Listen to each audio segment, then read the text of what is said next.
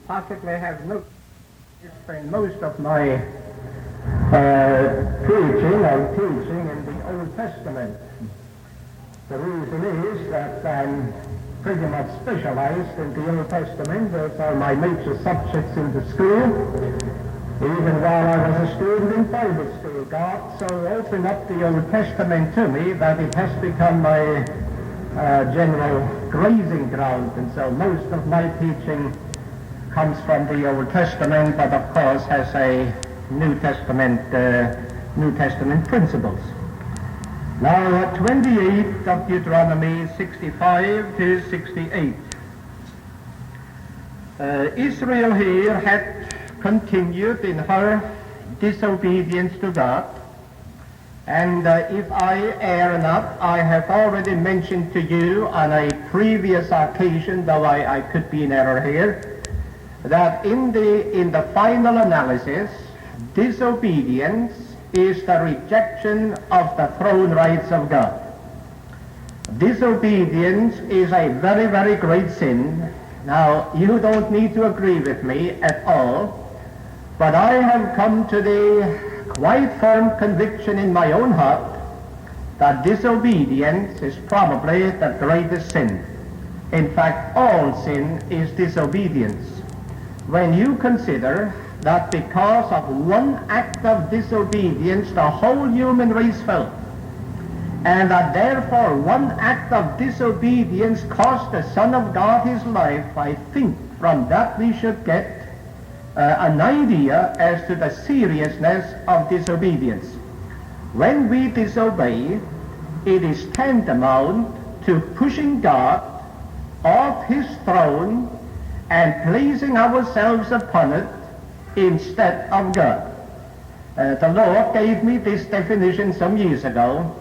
Disobedience is the rejection of the throne rights of God. And what makes it still worse, we establish our own throne rights so that we, in fact, when we disobey, become a usurper.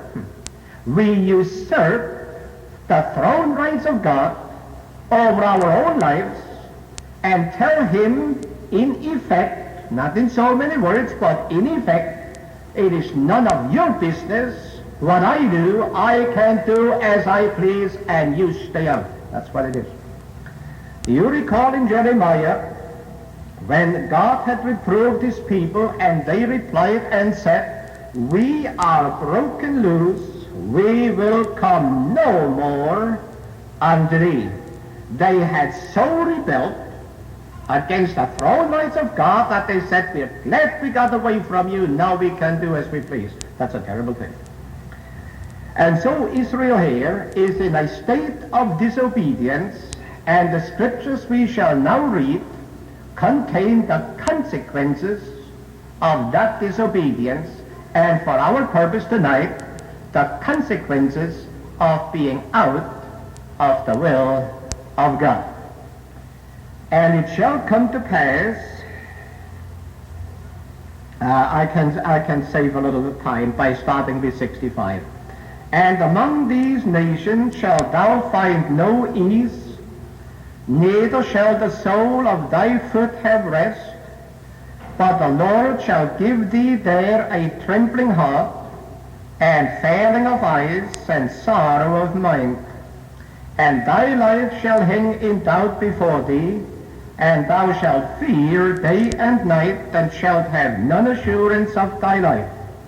In the morning thou shalt say, Would God it were even, and at even thou shalt say, Would God it were morning. For the fear of thine heart wherewith thou shalt fear, and for the sight of thine eyes which thou shalt see. And the Lord shall bring thee into Egypt again with ships, by the way whereof I spake unto thee.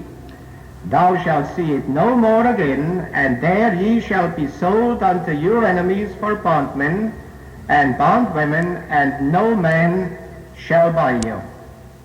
Now, what I'm doing here, in principle, to begin with, is to point out certain things which result by being out of the will of God. What we have here is a whole list of symptoms of being out of the will of God. Now, mark these words. These same symptoms sometimes have other causes besides being out of the will of God. You have to be careful here. Now, you can go to a doctor and you might describe to him a certain symptom. Well, you say, now, doctor, I have a headache. Well, a headache can be the result of emotional strain. It can be the result of an injury in the head or elsewhere. It can be the result of stomach disorders. If I err not, I read that there are over 200 different causes of headaches. Poor eyesight or wrong eyeglasses can do it. So symptoms can have different causes. I want to caution you about this so you don't diagnose yourself too readily. But here also we have conditions which are symptomatic of being out of the will of God. Now, these things may have other causes. Do not forget that. On the other hand, these symptoms do occur either individually or in combination in varying degrees as a result of being out of the will of God. Now, these possible symptoms that we have here are uneasiness, that's in here, thou shalt find no ease, restlessness, neither shall the sole of thy foot have rest, grief of mind, oh, that's a terrible thing, that constant knowing in the mind, that's awful, grief of mind, uncertainty, fearfulness, lack of assurance, a state of discontent, spiritual bondage. There are others, but these are symptoms that sometimes indicate that somewhere something is out of alignment with God in our relationship with Him. Uneasiness, restlessness, grief of mind, uncertainty, fearfulness, lack of assurance, discontent, spiritual bondage. Now, as I said, there can be other causative factors here, to be sure. But nevertheless, when these conditions are present, it might be well to consider, have we somewhere missed the purpose and the will of God? I know a certain pastor, a very, very good man. He was in a church for quite a number of years. I had felt for close to a year, I think, that man's ministry was finished in the church. I thought that I noticed something that I couldn't help but feel. I think it's time for that man to move on. And I liked him. I really appreciate him. One day we were riding along in the car. He said, Brother Beuttler, I must tell you something. I don't know what's wrong with me. He says, I feel so restless in my spirit, I don't know what to make of it. I said, Brother, have you ever wondered whether your time is up as pastor? He said, do you know you got something there? It wasn't very long before he resigned. Moved somewhere else, and it was evident that God was in it. He went through months of such a restlessness, dis-peace, and it had never occurred to him that that might be associated with the fact that it was time for him to change to another place, and then he took a much higher position, was much more influential after that. Of course, you have to be careful with that, I understand. Now, these things, of course, that I have here enumerated from this passage, to me, anyhow, re-emphasize the necessity of knowing the mind of God in those things that pertain to our lives where the mind of God is necessary to be understood. Now, in dealing with divine guidance, we need to consider that the subject can be divided if that is the word for it, into two distinct categories. There is what I would call unconditional guidance, where your guidance and mine is unconditional. There is a guidance from God which is not contingent upon our meeting certain conditions. God guides us in sovereign grace, independent of anything we do or don't do. Have you ever noticed the passage in Isaiah 45? I'm not reading it to save the time. The passage has to do with Cyrus the Great. God said, I will open before him the two-leaved gates, and the gates shall not be shut. And I will give him the treasures of darkness, that he might know that I the Lord, and so on and so forth. Now, if you are remembering history, you will recall who Cyrus the Great was. Cyrus was an idolater. He was a heathen. He didn't know the God of Israel at all. And yet of him God said, I will open before him the two-leaved gates. Now the two-leaved gates were the gates of the city of Babylon. God had chosen, in fact, to use Isaiah's language, God had anointed Cyrus the heathen and called that heathen king his anointed. Think of it. He didn't know God. He was an idolater. Yet God called him his anointed. God caused his name to be mentioned 200 years before his birth. And God was leading that man in a phenomenal way. Yet he didn't know God. Here divine guidance is exercised in sovereignty. The two-leaved gates are the gates of the city of Babylon. The river, as you might recall from your history, flowed right through the city. The city was built on either side, both sides of the river. At the river bank there were 25 gates on the opposite shores, ferry boats connected the two parts of the city.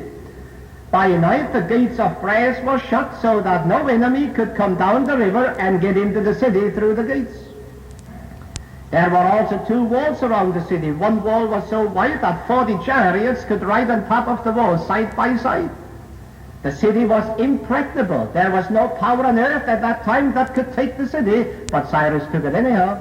God gave it to him. Cyrus didn't know what to do, but then Cyrus had a dream, and in the dream God revealed to him how to take the city. So he waited until there was a 3-day festivity going on in the city of Babylon. He had asked his troops in the meantime to dig ditches around the city, outside the sight of the soldiers in the city. He had canals dug all around the city, waited until the day of the feasting came. Then he opened the canals and diverted the river Euphrates around the city, so the water flowed around the city, and Cyrus used the dry riverbed to come down with his troops. But that didn't do him any good in itself. The gates were in his way. But when Cyrus got into the city, he discovered that the keepers of the gates were so drunk that they forgot to lock the gates or shut the gates. The gates were open. And Cyrus with his troops poured in, and it's at that moment where you have the hand writing on the wall at the feast of Belshazzar. Thou art weighed in the balances and found wanting. When Belshazzar saw that writing, Cyrus and his troops were pouring through the gates into the city, and shortly thereafter it was all over.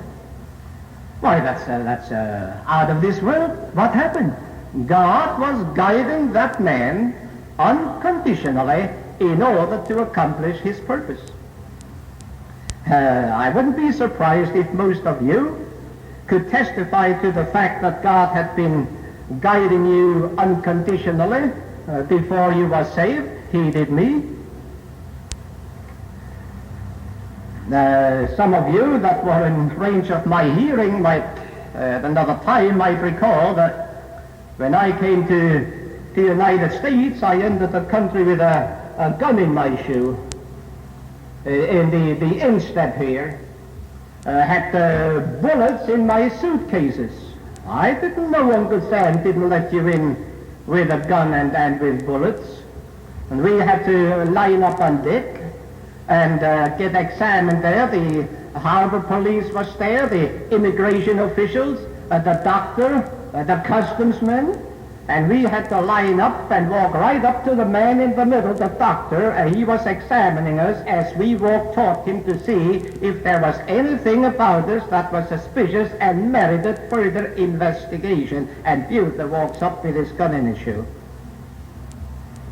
I wasn't saved, but I sure was sweating. It's a wonder he didn't say, "Young man, you have a fever." I had a fever, all right. I had a feverish fright. And I walked up to that doctor and I heard him say, "Okay." How that man missed my limping is beyond me. I tried to hide it, but I'm sure it wasn't all hit. Then the customs man, nobody told me they opened your suitcases. I thought what was in my case was nobody's business. And I had to open up. And I still see that customs man dig in like this in my suitcase and feel around like that. I knew he had his hand where his ammunition was. At least it looked that way. And he felt around. He took the cover of the case, closed it, opened the next one. I had some more ammunition in the next one. He dug around, felt around, looked around, lifted up, missed it. As far as I am concerned, only God made him miss it. Because God knew if they'd find me out, that'd be the end of Beuttler for sure, as far as the United States is concerned. Well, God guides us. I had nothing to do with it. As a youngster, I don't know what it was. Was it a dream or was it a vision? But I found myself walking along a road. And from the right there came a road which crossed mine. The Lord walked on that road with his disciples. When he crossed mine, he stood still, turned around, looked my way, stretched out his hand like that. In fact, this is the way it was. And I still remember the print of the nail in here. He never said a word, but I could tell on his face what he said. "Will you come and follow me?" The disciples stood. They looked at me, wondering what I was going to do. I came to or walked up all shaky. That thing lasted for about 3 months before it gradually subsided. Later on I discovered that way back there the Lord was entering my life to bid me follow him. I had nothing to do with it. In sovereign grace he approached. Many times we are led without meeting any condition on our part, and I suppose some of us wouldn't even be here. But that isn't what I'm dealing with. There is also a conditional guidance, and that's what we concern ourselves with this evening. Here I want to take you to the book of Isaiah, chapter 58, verses 10 to 11. "And if thou draw out thy soul to the hungry, and satisfy the afflicted soul," notice the if, "then shall thy light rise in obscurity, and thy darkness be as the noonday." Now note, "And the Lord shall guide thee continually, and satisfy thy soul in drought, and make fat thy bones, and thou shalt be like a watered garden, and like a spring of water, whose waters fail not." You know, folkses, excuse that term, that's a Beuttlerism. You know, folkses, no matter how other people might get away from God, you and I individually can walk with God and be like a watered garden, always fresh in God, though everything around us might become barren. This is an individual thing. But now coming back to what we're after. "If thou draw out thy soul to the hungry, if you satisfy the afflicted soul, then the Lord shall guide thee continually." Now here you have the principle of conditional guidance. And I find in the Word that there are a number of conditions which we need to meet in order to enjoy what we might call the guided life. And here again, as I said last night, I'm not speaking fanatically at all, and I know that God gives us great latitude of choice, but there are times when we simply do need help from God, and that's where God has promised to grant such help.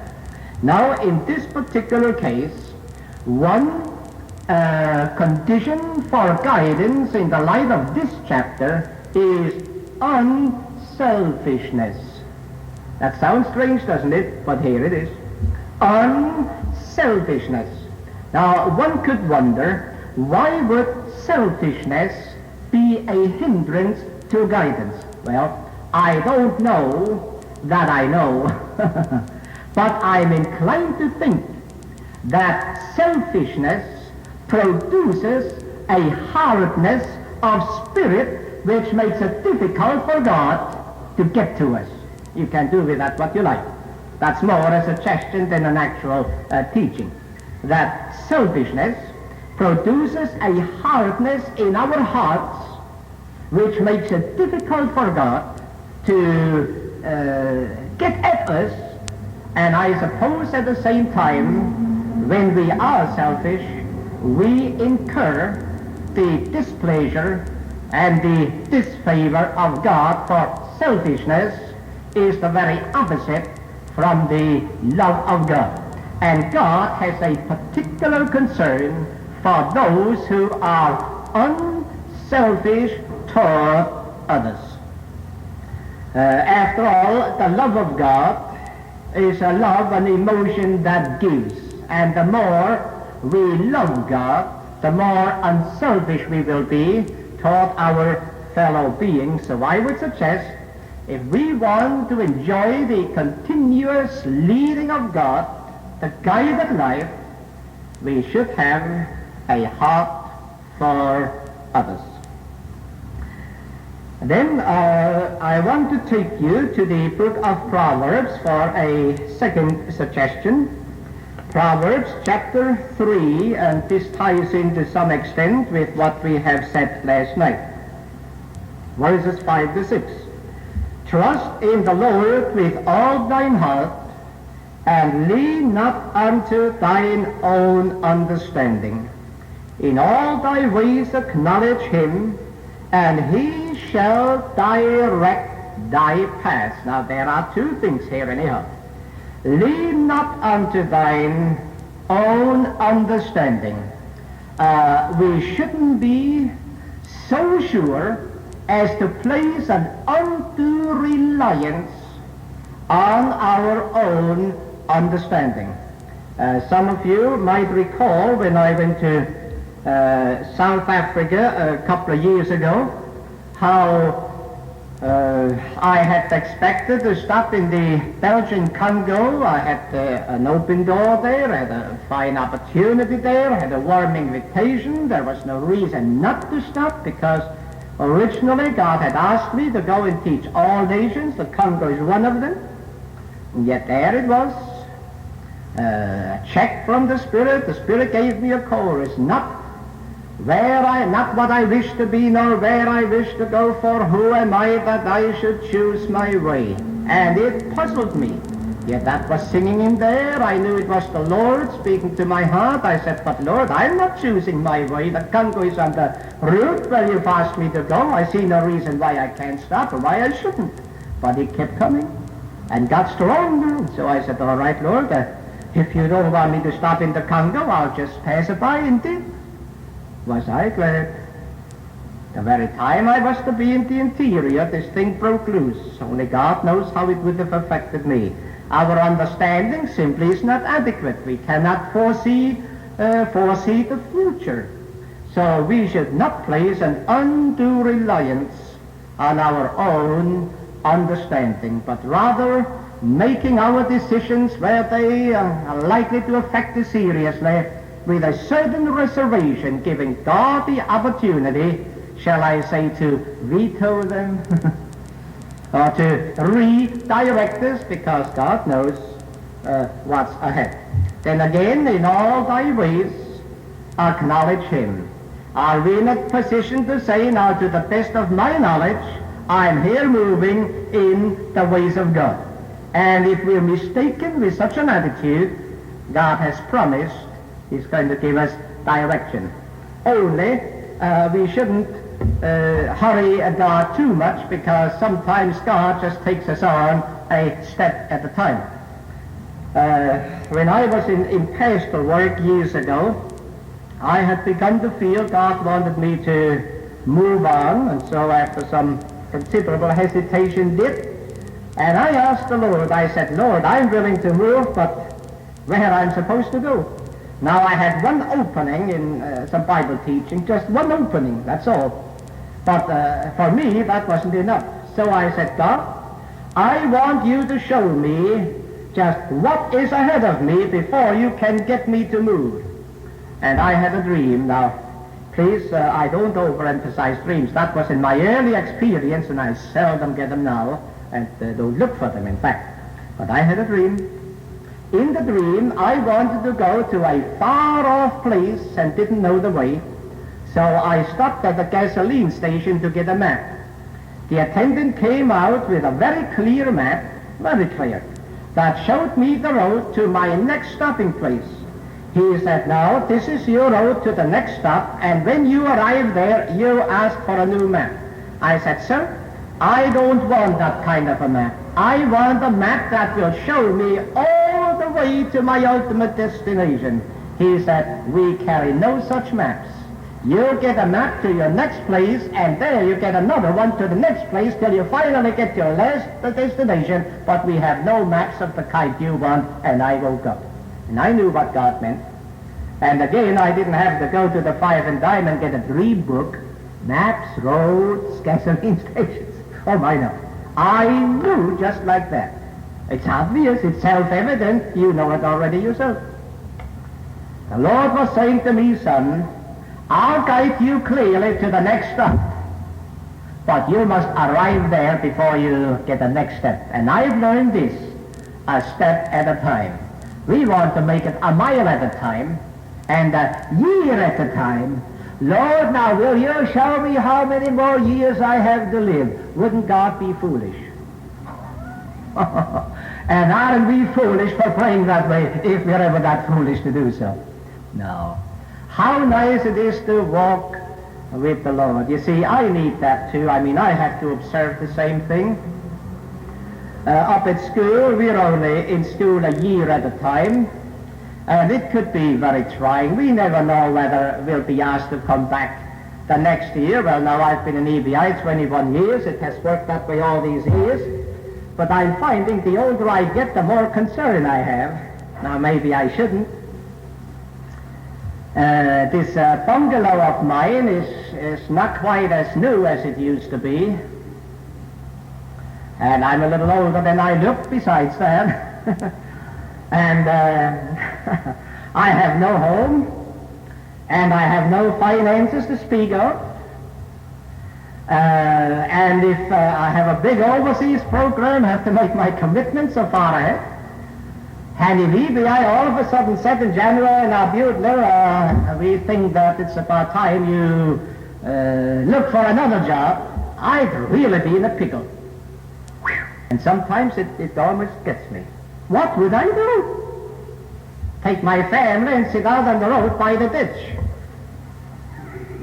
Oh, that's not a nice prospect.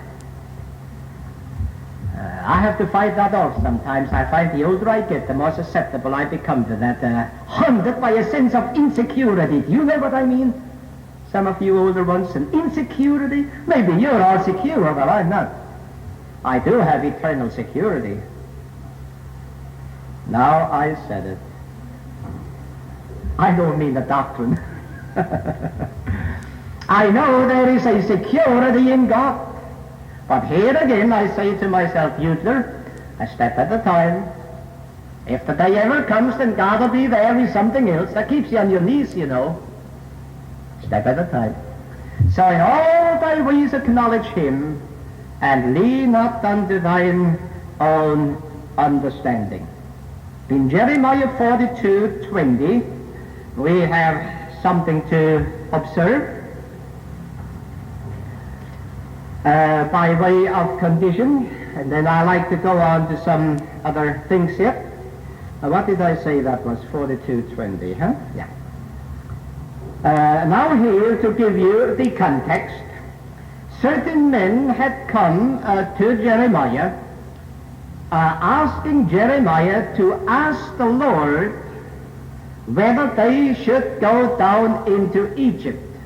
See, they said, now Jeremiah, we want to be led of the Lord, and all that God says we are going to do, so will you please ask the Lord whether it's all right for us to go to Egypt? Now here is the verse. For ye dissembled, you know what dissembling is, dissembled in your hearts, made a false pretense in your hearts, when ye sent me unto the Lord your God, saying, pray for us unto the Lord our God, and according unto all that the Lord our God shall say, so declare unto us we will do it. Now they had already determined in their heart that if God told them not to go into Egypt, they were going to go anyhow, and they did. And they dragged the prophet Jeremiah with them. Now I want to say something here, friends. I don't know if all of you will understand my thought. And the thought carries far beyond what I say, but I want to drop it in because it has been such a help to me, but I cannot tell you in what manner it has helped me, because that would involve giving away a certain situation which I must not give away. Let me give you the principle. It might be that you catch it and can use it sometimes. Oh, for me, it's one of my big anchors. Let me make a statement first. It might shock you, but I'll try to unshock you. All right? Do you know that it is possible to be in the will of God, out of the will of God? Now, Beuttler, I had the suspicion that you were goofy, but now I have no longer a suspicion. Now I know. Well, think what you like. Do you know it is possible to be do you know it is possible to be in the will of God, out of the will of God? Well, it is. That, of course, demands an explanation. Of course. Now look. God did not want the Israelites to go to Egypt. God warned them and warned them and warned them over and over again. God didn't want Israel in Egypt. He didn't want Jeremiah in Egypt. He wanted none of them in Egypt, and said so. Now the Israelites say, pray to the Lord. And so Jeremiah went to the Lord, and the Lord told them, now these men were just hypocrites. They were misrepresenting. They have already determined to go to Egypt. And when Jeremiah told them, the Lord said they should not go, they said, Jeremiah, we want you to know that we are going to Egypt, and you, old boy, we are going to take you right with us. And they carried the prophet Jeremiah into Egypt, so that Jeremiah was out of the will of God. Jeremiah was in the will of God, out of the will of God. You get it? They carried Jeremiah into Egypt. All were out of the will of God. But as far as Jeremiah personally was concerned, inasmuch as they carried him there without him being responsible or having made the choice, he was there by sheer force, and in the providence of God, God allowed him to be carried to Egypt, so that down there God would have a mouthpiece, a prophet to speak to Israel, so that nationally the whole group was out of God's will, including Jeremiah. But personally, he was in God's will, out of God's will, under the circumstances. Can you see through it? I don't know that I could make it any plainer. I wish I could apply it for you, but it's awfully risky. I don't think I can venture it. It is possible for us to be carried along with a certain type knowing right well that this is not God's direction at all, yet in the providence of God, you're in the type, you're helpless to do anything about it. And God will say, son, now don't you worry, I know that this is none of your doing, but you just stay put, I'll use you right in this situation nevertheless. Do with it what you like. If you cannot do anything with it, leave it alone. But you can be in the will of God, out of the will of God, as Jeremiah was. Well, he that hath an ear, let him hear.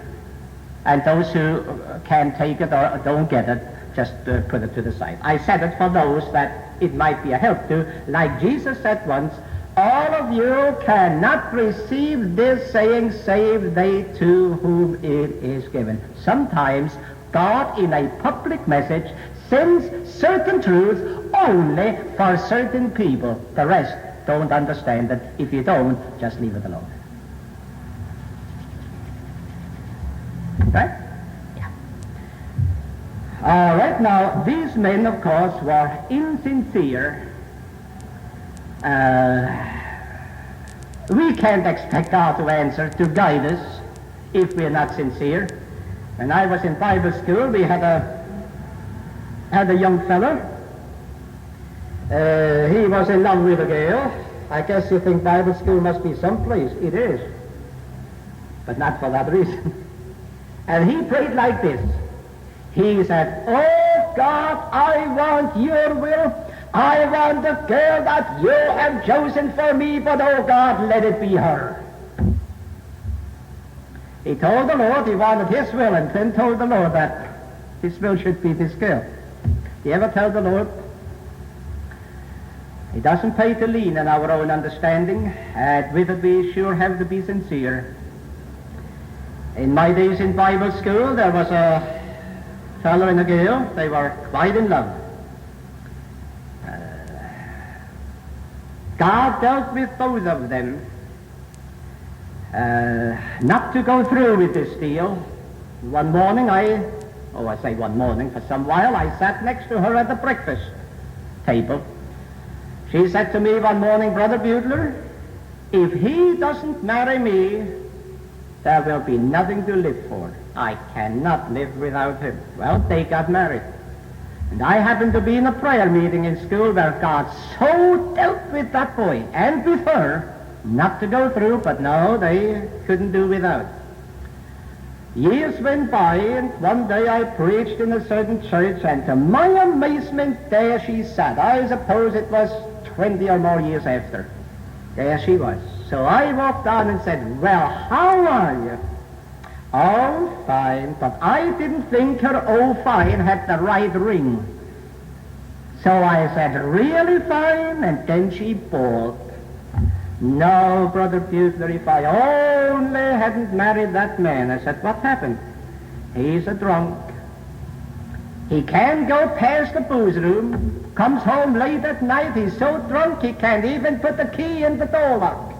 And there he lies, and she comes down and drags him upstairs and puts him to bed. She's got some life with that man. Well, she knew better in Bible school. Now she knows what she didn't know then, but it's too late. It sure pays, friends, to pay attention to God. I'll take 2 Kings 6:33. Another hindrance here, perhaps I should call it, to guidance. I've touched on this last night, but I want to refer to it once more. 6:33. What should I wait for the Lord any longer? Think of it. Here is a man waiting for the Lord. The Lord keeps him waiting, and so he says, why should I wait for the Lord any longer? You know, we have a saying, but I'm afraid we shouldn't put so much credence in it. The saying is, silence is consent. Friends, silence is not necessarily consent, and you know that as well as I do. Silence may often be reproved. We cannot assume from the silence of God that the course of action we are deciding to take must necessarily be in the will of God. The silence of God does not prove any such thing. Sometimes God is silent because we know the will of God and have the audacity to ask God for His will when we already know it, hoping that God will change His mind. And so God is insulted. He says nothing. As though saying, you know what my mind is, you have no need to ask a second time. God is not mocked. People come to God for His will, they already have it. But they're trying to coax God into changing His mind. And may I suggest, God might do that very thing. Oh, really, do it, let me have my way. He might. He might. Wouldn't be the first time. Do you remember what is written? He gave them also the desires of their heart. Oh, they say, we want flesh, we want fish, we want to eat, we want. All right, that says, let's have it. He gave them the desires of their heart, but sent leanness into their souls. Friends, it is possible to so press God that God will finally acquiesce to that which is against His will and let us have our own way to our own hurt. So that the very consent of God will become the punishment for our persistence contrary to the will of God. It's dangerous to press God. You can't press Him where He will say in anger, all right, yes, go right ahead. You mean I can go ahead? Yes, you can go right ahead. And you go ahead. And you wish you hadn't. Remember Balaam? I remember one day my mother, I had to do at home some French composition and how I loved it. French composition. Oh, that dry stuff. And I pestered my mother, I want to go swimming. You can't go swimming. Your French composition has to be done first. I want to go swimming. I'm going swimming. Go right ahead, she said. But I could see in the roll of her eyes what she meant. I decided it was better to do French composition. Didn't I have permission? No, I had, well, what shall I say? What could you call it? I could go. But there was something in the tone that persuaded me that it was much better to do my composition than to go down to the river.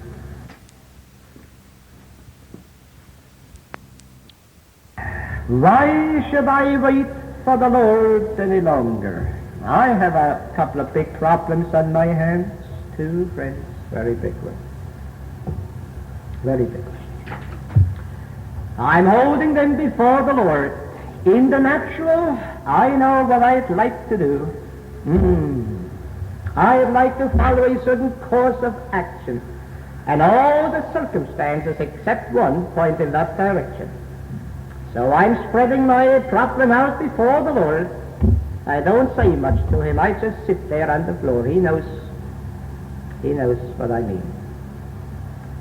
The other day I talked to wife. I said, Lisbeth, I'm afraid to go ahead without clearance from God. She says, I feel the same way. Let's not make a move until we got a clear okay from God. Now God hasn't said go one way or the other.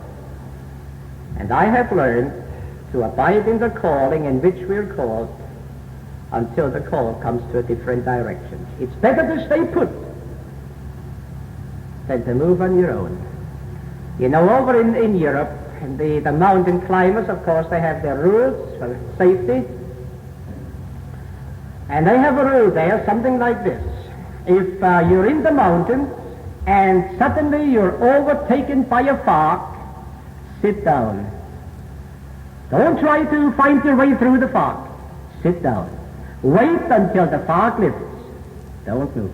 And some of those mountaineers have settled down in the fog only feet from 1,000-foot deep precipices that they would have fallen over had they gone on. but when they can no longer see the way they should, they just sit down. How about you? How about me? You want to get moving, but you get into the fog. You just don't know which way to go. Don't go. Sit down. Wait for the fog to lift. It's safer. That's what I've learned. So don't say with this man, why should I wait for the Lord any longer? Do not take the silence of God for agreement, for consent. Sometimes God waits to see whether we really want His will or whether we are bent on our own will and intend to carry it out with or without God's guidance. So He waits to see whether we dare to make that move without Him. I wouldn't take the silence of God to be equivalent to consent. Silence sometimes may be consent, but I'm not so sure that it's consent even half of the time. Certainly, many times, it's not that at all. Now, let me see. I want to take you yet to the book of Psalms. Psalm 32, verses 8 and 9. This perhaps will be our last thought for this evening. I see I've just kept you now an hour, and about 10 minutes or so I guess we should be finished. If that's any encouragement to you. Psalm 32, 8 and 9. I will instruct thee and teach thee in the way which thou shalt go. Now, before I read on, I'll just comment a bit. Notice two things. I will instruct thee and teach thee. Obviously, these are two different things. These aren't synonymous ideas. I will instruct thee and teach thee. The writer makes a distinction here between instruction and teaching. The instruction here has to do like we give instruction by word of mouth. When my daughter was in high school, of course, she wanted to drive. Now the next one's coming along. Daddy, I'm going to learn to drive. Will you let me drive to Long Island? To Long Island? Well, now, there's plenty of time. Well, I haven't got the time. Woo! And those teenagers want to drive. That's where you lose your sleep. I do anyhow, you know. Well, it's coming. Might as well be ready.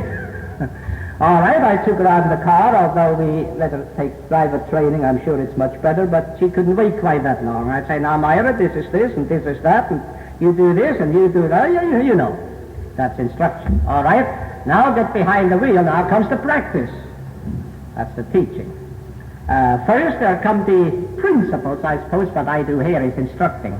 But then, in the experience, experimentally, God's going to teach us. The instruction here has to do with, well, instruction. But the teaching here is more particularly a reference to teaching us divine guidance experimentally in actual experience. That's right. So the Lord will take us through our problems, and in our problems teach us to discern His will. I will guide thee with mine eye. Do you notice that the Lord has promised to guide us if we didn't need it? Why would it be promised? I will guide thee with mine eye. Now, this is hard to explain, better felt than told. I'll put it this way. First in principle, then by illustration. To me, this is guidance by intimation. Do you know sometimes the Lord intimates? You know, guidance, divine guidance can become so delicate that there isn't much to it.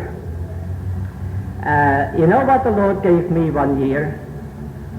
There have been times when the Lord was, dealing with me or waking me up at the night, quite almost sensationally. That's not the right word. Phenomenally. Well, let it go. And then it got to be so faint that it was hardly perceptible. And I became concerned. I thought I was backsliding. And I said, Lord, I'm worried. There was a time when you called me so clearly, and now I can hardly notice you. I thought it should have been the other way around. And the Lord gave me this. The farther you are away, the louder I have to speak. I said, I get it. The farther you are away, the louder I have to speak. And I shall not do that. If my girl is a long ways off playing ball, I'll shout, no, no. But if she's near, I might just give her a nudge to get her attention. Do you know there is such a thing, the Lord simply giving you a nudge? Guiding you by intimation? One day at home, in Germany, we had company for tea, coffee, cake, and of course Mother had trained us, or tried to. The company was there and I was drinking my coffee the way I shouldn't have. Take the spoon. I do it a little louder now so all of you can hear me. Well, Mother was engaged in conversation and she broke off conversation right in the middle, but never said one additional word, nothing to me, but this is what she said. Did you get it, or are you too far away? Two eyes were looking daggers at me. She guided me with her eye.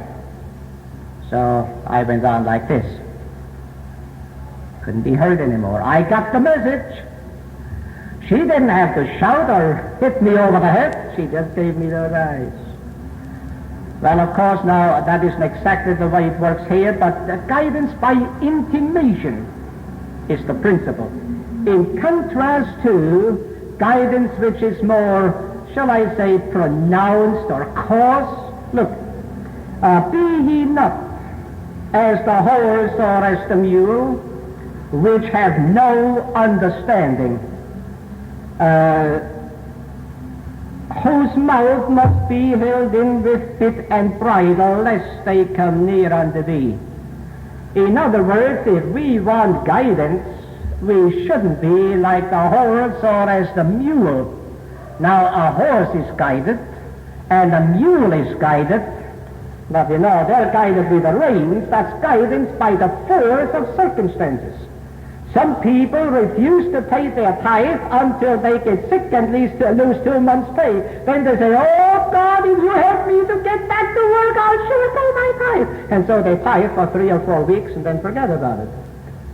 Until they lose their job. Oh God, now you let me find a job, I'll surely pay my tithe. Well, they got guidance by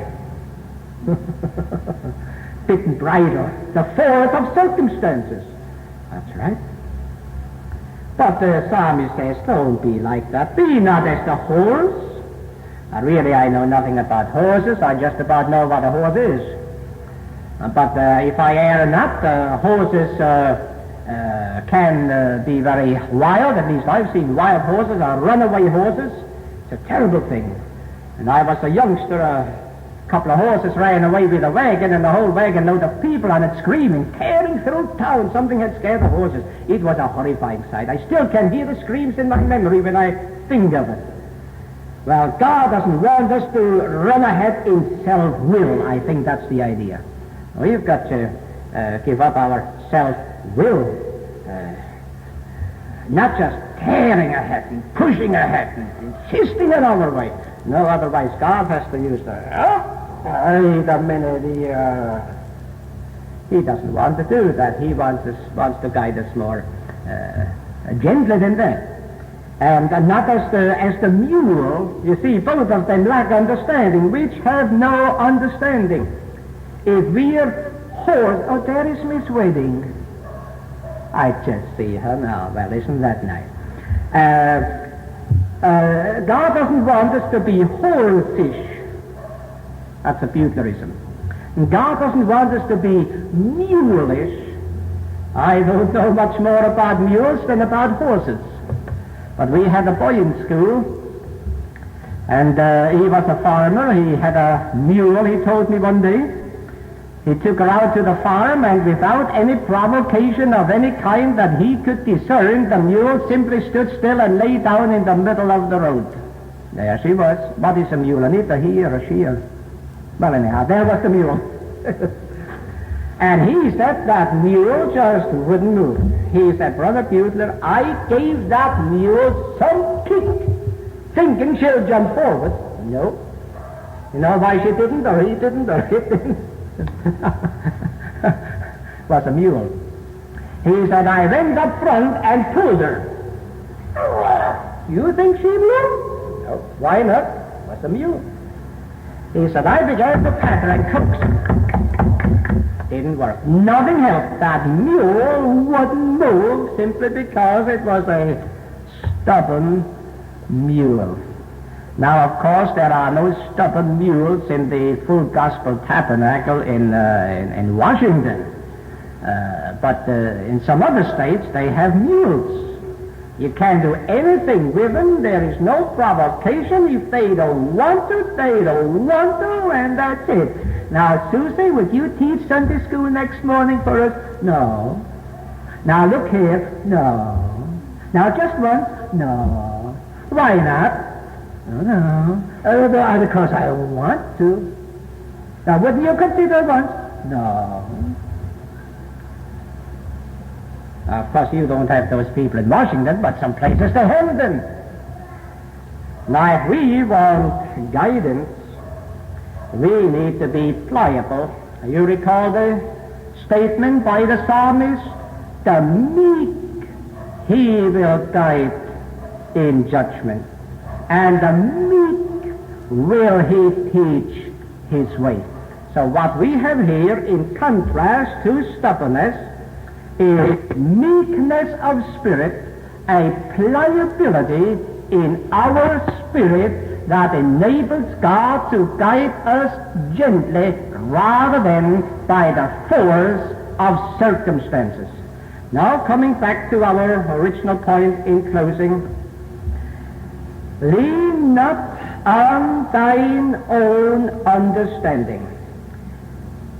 Now, if we eliminate the hindrances, they're not all of them, but at least those that I have mentioned, and bring to God a submissiveness of will and a meekness of spirit, God has promised to guide us. But as we read there in Proverbs, we ought not to put too much confidence on our own inability. Some years ago, I arrived in the city of Halifax, Nova Scotia, by boat from Europe, and on entering the harbor, couldn't help but notice a ship over to the right. The front of the ship stuck out of the water. It appeared to be a nice boat. The rest was submerged. For years, I had wondered about that ship because somehow I had the impression that something must have gone wrong somewhere, obviously.